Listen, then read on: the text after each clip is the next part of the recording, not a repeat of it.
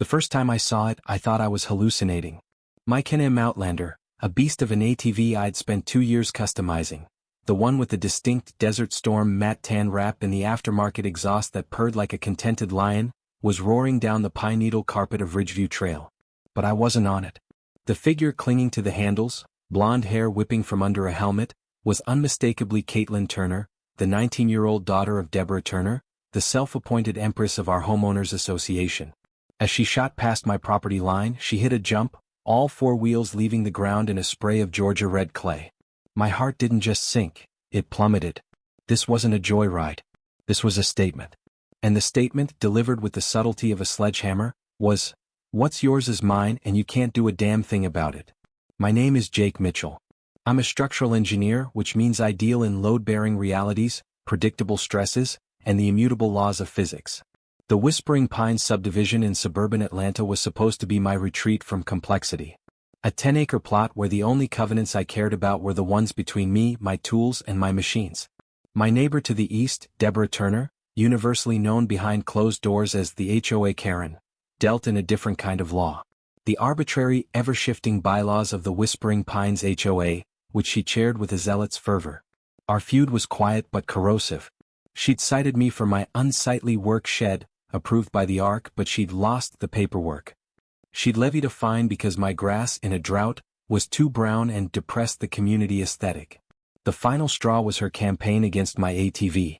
Noise pollution, ground disruption, and visual blight, she declared at the last meeting, her lips pursed as if smelling something foul.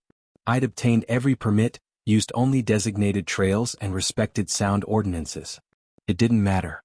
To Deborah, my Can-Am was a symbol of male blue-collar enjoyment she couldn't regulate, and it drove her insane.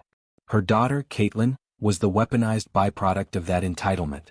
Tall, with the cold, polished beauty of a porcelain doll and eyes that held zero warmth, she wafted through the neighborhood in a white Range Rover, a gift for her high school graduation.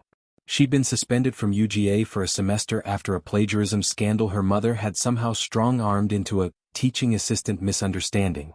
She viewed Whispering Pines as her personal fiefdom. I discovered the theft on a Tuesday morning. The lock on my custom ATV shed was bolt-cuttered, clean and professional. The Can-Am was gone, leaving only tire tracks in the dew. A cold, rational fury settled over me. I didn't call Deborah. I knew the script: denial, counteraccusation, threat of fines. Instead, I called Sheriff's Deputy Roy Wilkins, a no-nonsense man in his 50s who'd once told me he'd rather deal with a bar fight than an HOA dispute.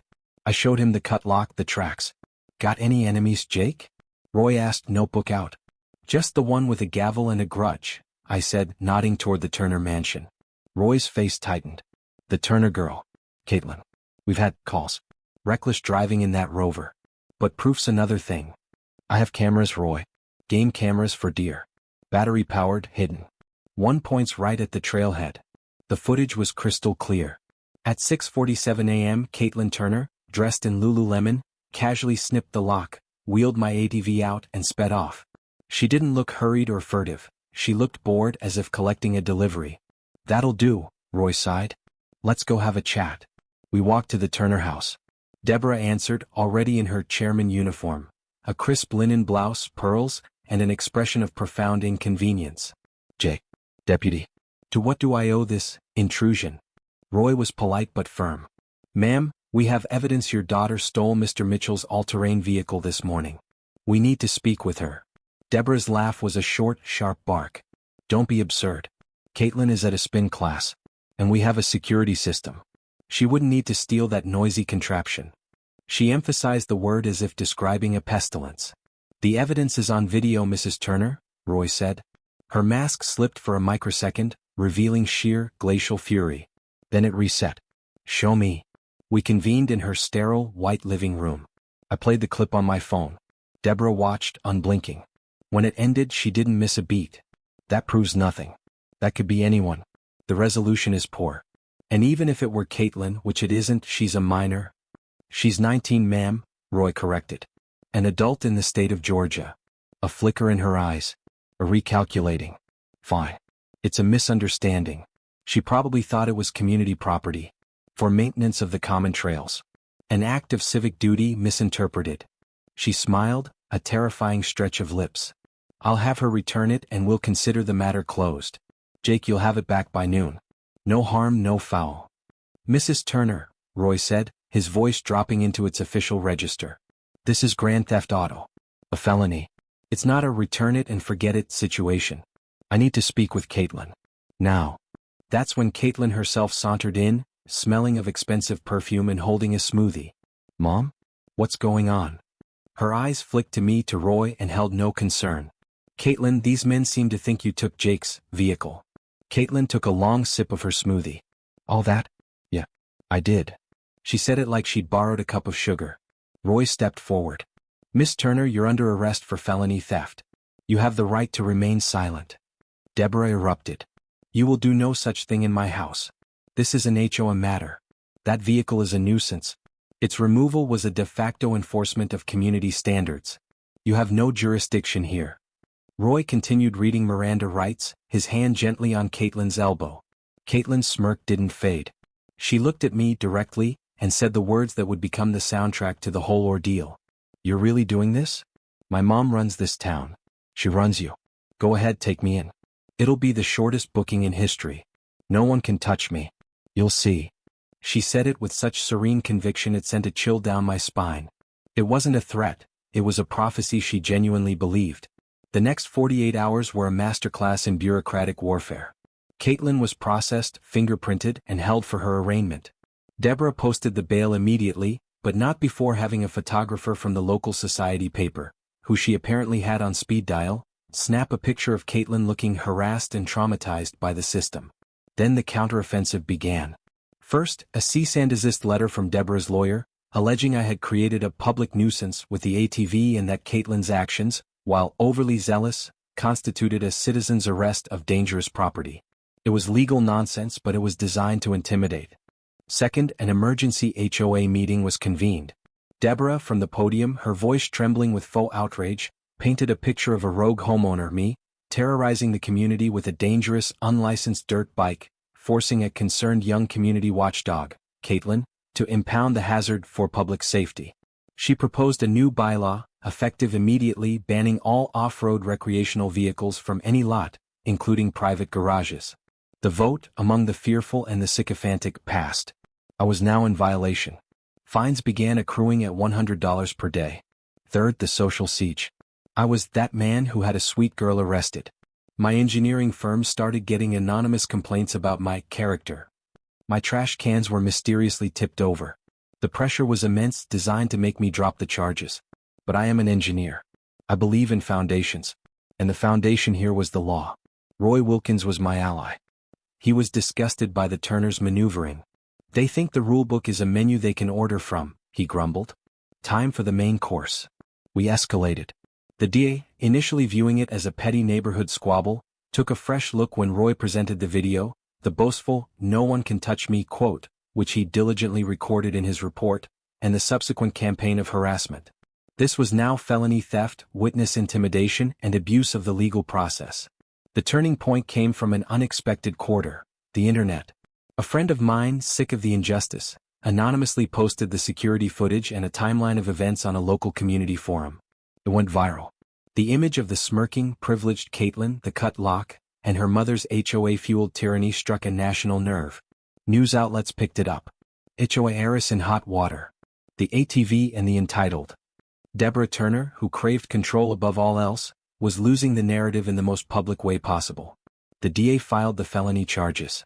Caitlin's lawyer, realizing the social media storm had made a sweetheart deal impossible, advised her to take a plea.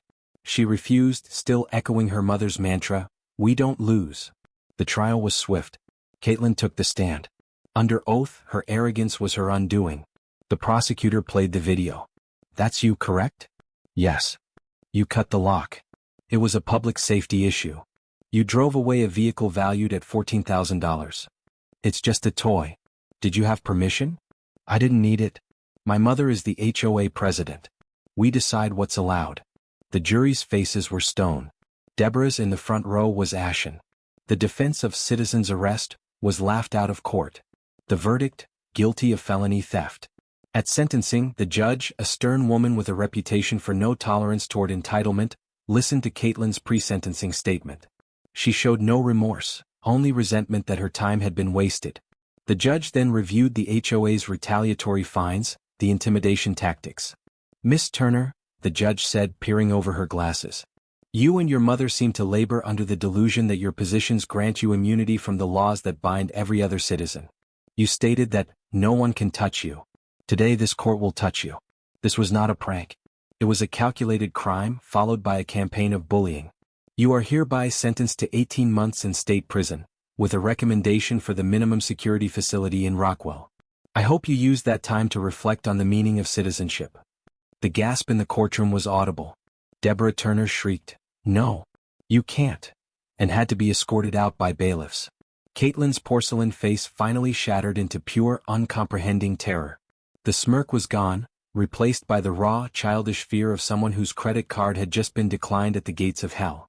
As they led her away in handcuffs, she looked back at her mother, not with love, but with a dawning, horrifying blame. The fallout was nuclear. Deborah was immediately recalled as HOA president in a landslide vote. The new board's first act was to repeal her punitive bylaws and issue a formal apology to me. The social media storm turned her into a pariah. Her attempts to play the victim fell on deaf ears. The society page now ran photos of other people. I got my Can-Am back, a little worse for wear but intact. The day after Caitlin was taken to begin her sentence, I took it out on Ridgeview Trail. The purr of the engine was the same, but the air felt different. Cleaner. 6 months later, I was splitting firewood when a black sedan pulled up. Deborah Turner got out. She looked 10 years older, the linen and pearls replaced with simple, worn clothes. The imperiousness was gone, eroded by shame and visiting hours at a prison 2 hours away. She didn't come close, just stood by my property line. They let her out early. "For good behavior," she said, her voice flat. "She's different, quiet. She won't come outside." I leaned on my maul, waiting. "She asked me to tell you, she's sorry." The words seemed to physically pain her. "For what it's worth, so am I." I nodded once. It wasn't forgiveness, not really. It was an acknowledgement of a structural collapse. The load-bearing walls of their manufactured reality, privilege, influence, blind entitlement, had finally buckled under the weight of their own design. No engineer could have saved it. "The HOA is voting on a new community garden next week," I said finally, not as an olive branch but as a statement of fact. Life and the neighborhood was moving on without her. She looked at the ground, then back at her empty, silent house. "A garden. That's nice." She turned and walked away, a queen without a kingdom, her crown forever tarnished by the cold, metallic click of a cell door locking shut behind her daughter, the one person she truly believed no one could ever touch.